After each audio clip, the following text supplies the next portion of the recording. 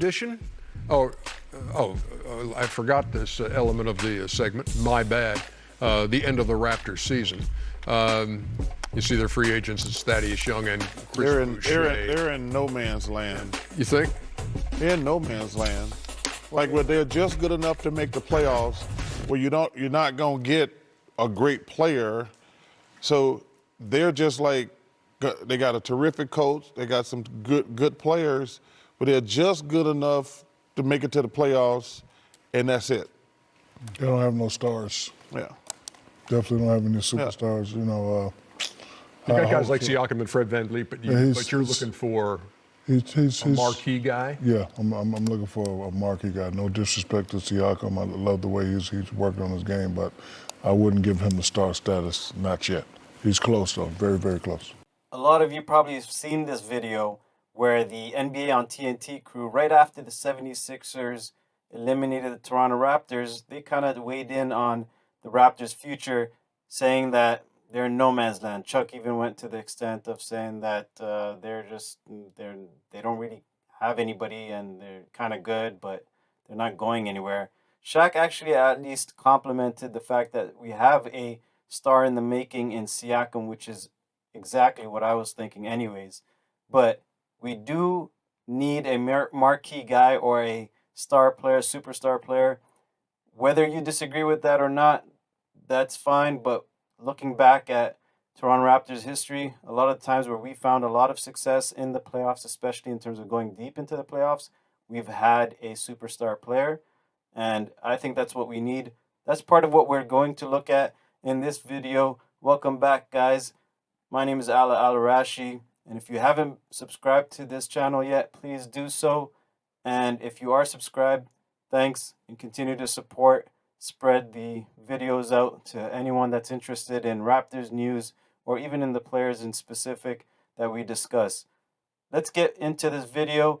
So a couple of things that I want to mention here in terms of what's next for the Toronto Raptors now that we know they're in the offseason and they're looking to either add pieces, re-sign, or just trying to see where the players kind of what we need in terms of improvements, which guys need to improve on what parts of their game. Some things to look at here is we're going to talk about VanVleet and Siakam on their reaction of the season and what they need to work on. We'll look at some free agents in Thaddeus Young and Chris Boucher and see where and if they even fit still in the system here with Nick Nurse's plans to moving forward, right? Scotty Barnes already has talked about improving in the off season, and then we'll take a look at actually a couple of guards and a guard and a forward that we could possibly trade for and look to really add to our depth and to kind of make our team a team that is looking for a threat into the Eastern Conference, especially now that it's probably the more competitive conference, if you ask me. And then look at centers that are free agents as well as guards that are free agents that we can possibly pick up and pay them depending on who we want to look for and what kind of impact we're looking for. So that's all going to be in this video. Let's start off with Siakam and VanVleet in terms of their improvement. And VanVleet has said here, according to Josh Lewenberg, that he's looking at himself as a overrated player at this point because he started off as an underrated player, and he's saying to himself that he needs to put up more than 20 points, and it's not just a good game anymore to put up 20 points. And he's not wrong here. People are looking at him like he was an all-star. Let's see what's happening next. I think Fred VanVleet can get over that point where he takes his game to another level, but he really has to take care of his health. Probably look into his getting some X-rays just to make sure everything is in place and where it needs to be. He's played a lot of minutes. He's been injured, and you can tell even in this image here. You've probably already seen this too in the Philadelphia 76ers series where he came out the game, and he was visibly upset. He tore up his jersey, right? So he's looking to get healthy, and he'll come back stronger and better because I know that's the type of player he is. Especially when you go undrafted, you're just always hungry. You're always there to prove something. For Siakam, he's more upbeat because he feels like the year before that he wasn't doing too well. He was in a different space, and he knows that the front office and the organization is a team that they can rely on in terms of improvements, right? So from our star players, very good feedback. Something that we're looking forward to as well, trying to get better. And Siakam is confident in that, saying that we'll be a way better team next year. Let's move on to free agents. So we have Chris Boucher and Thaddeus Young that are free agents. Those are two guys that have been in the rotation for Nick Nurse in the playoffs and late in the season, especially after we've acquired Thaddeus Young. Chris Boucher hasn't really thought about the upcoming free agency, but in the upcoming months, I assume he's going to look into what's best for him and if there are any offers on the table from other teams. And he knows that this team means a lot to him because he grew into the player he is now, and Nick Nurse has given him that opportunity to prove that. With Thaddeus Young, he's a lot older here. He's a veteran in the league. He's an unrestricted free agent. He's looking at his family as his priority, and that makes sense. His decision is going to be contingent on that, which is something that you can't argue against. The Raptors do have his bird rights though, and they can go over the salary cap, to bring him back if they wanted to. So let's see what the Raptors do here. However, I don't personally see the Raptors go over the salary cap to try to bring back Thaddeus Young, unless they're able to do something where they're in a sign and trade situation similar to also Boucher. And that leads me to the next point as well. And this might surprise a lot of people here, but I'm looking at Jaylen Brown and Rudy Gobert to join the Raptors. Now, you might ask, how are we going to get Jaylen Brown? There's no way the Celtics are going to give up Jaylen Brown and Rudy Gobert. You've heard the rumors there, and I'll address that in a minute. But with Jaylen Brown here, you got Gary Trent Jr., Pascal Siakam, and I've put these guys up here, Kem Birch and Chris Boucher in terms of a sign and trade. You could add Thaddeus Young there. But I feel like those are pieces that if we want to get either of these players, to be honest, I think that's who we would have to give up. Now, I wouldn't give up Van Vliet. That's why he's not up here, because he's a guard and we need that guard presence. However, if we give up Siakam and get Jaylen Brown in exchange, that's still a very good exchange there. Some will say Siakam is way better. He's improved a lot. Jaylen Brown has improved. He's a good wing player that can go inside. He can rebound. He can do things that Siakam can do. However, Siakam has had to take a bigger role, obviously, with Van Vliet out near the end of the season and into the playoffs. But I feel like Jaylen Brown would be a really good addition. And it's not like we're ripping off the Celtics here, obviously. We're giving them somebody that they also can use in the power forward position. That does not address our issues with the center position. And so you might look at Rudy Gobert and say, well, that's a guy that we can get if we can trade for him. Let's do it. His contract is huge, however. He's supposed to be paid $41 million next season. In comparison to Jaylen Brown, is a much cheaper choice, but it's still a very big give up that we have to give up one of our players here in this lineup. And for Gobert, I would assume we would have to give up Kem Birch, and if we do a sign and trade, give up Chris Boucher, and then possibly, I don't know who you can give up that the Utah Jazz will be comfortable with, but you'd have to give up a combination of these guys that are up on the board here that you see as possible trade pieces just to convince them to do it. And to be honest, in this sense, I wouldn't give up Siakam for Rudy Gobert, but some people might think otherwise. They're thinking he's a very good defensive presence, and we need that, and also rebounding.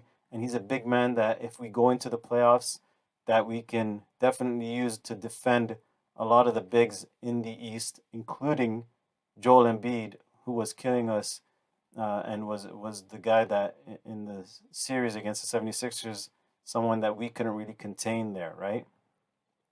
Now, looking at realistic So that was kind of my optimism there speaking with Jalen Brown, Rudy Gobert. But realistically, we can go after these free agents here and offer them something that they'd probably want and will be interested in terms of joining the team. You got Mo Bamba, you got DeAndre Ayton. These guys are all free agent centers that I've narrowed down to 5 of them. There are other free agent centers, I should say, but from all those, these 5 are the ones that stand out to me that we can really use. Mo Bamba and DeAndre Ayton are the younger of this group here, and those guys would probably be some that we would be able to develop and keep in the long run. Um, we have Hassan Whiteside as well, DeAndre Jordan, not DeAndre Jordan, Andre Drummond, who's someone that can still be effective defensively and rebounding at least. Not the smartest, the highest IQ, however, still a presence. Yusuf Nurkic is another guy from Portland that has some offensive skills. So some of these guys have offensive skill and defense. Some of these guys are only there for defense. So depending on what we're looking for and what happens in terms of our what we need to do and the salary cap, and I think center is one of the positions that we do need to address. And so these guys are all viable options. And I think the best of these, in terms of currently what we can do, I would personally either DeAndre Ayton or Yusuf Nurkic, just because they can offer both offense and some sort of presence. Not necessarily that they're defensively they're going to be a stopper, but at least a presence in terms of their size. In terms of guards, well, this is also something that I'm being optimistic about.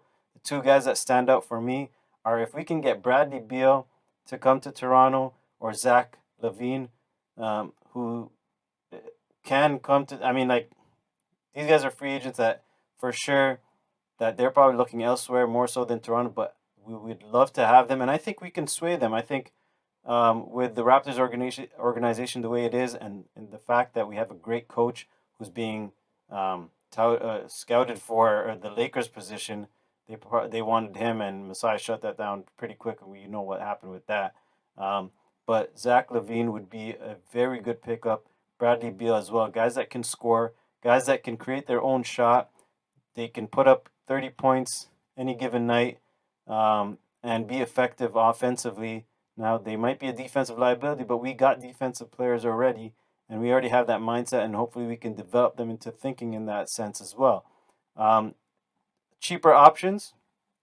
You're looking at Jalen Brunson, who's still in the playoffs right now. He's doing really well with the Mavericks, and he might look to go elsewhere because it seems like he can't get away from whatever's happening in Dallas in terms of they got a lot of guys that can score in their guards, including Luka Doncic, which to me is a guard, by the way. He's not his position in terms of his height would be small forward, but he operates as a guard. And then you have you have Victor Oladipo as well. These guys are all cheaper options, and so we have all these options here. These are the top 5 in terms of guards, right? And I wouldn't look to any other guards. That they're not really guys that can put up points for us. But we need guys that come off the bench that can relieve Van Vliet and or support Van Vliet at the same time, right? Being in the starting lineup. So these 2, in terms of Zach LaVine and Bradley Beal, are the guys that I would go to and try to sway to come to Toronto. But if that's not possible, at least get these other guys here that are on the board. I mean, I don't know what you guys think in terms of the offseason for the Raptors and what they should do. Who are some players that you think that they should try and go after? Is Rudy Gobert an option here? Is Jalen Brown an option? Can he be an option? Bradley Beal, Zach LaVine, do you think those guys will come to Toronto? What kind of sway do we have in that sense? And let me know your thoughts on what the Raptors will do next and what their projection is for next season. What do you guys think? What do you guys think the Raptors will do, and how well will they do during this offseason and going into next season?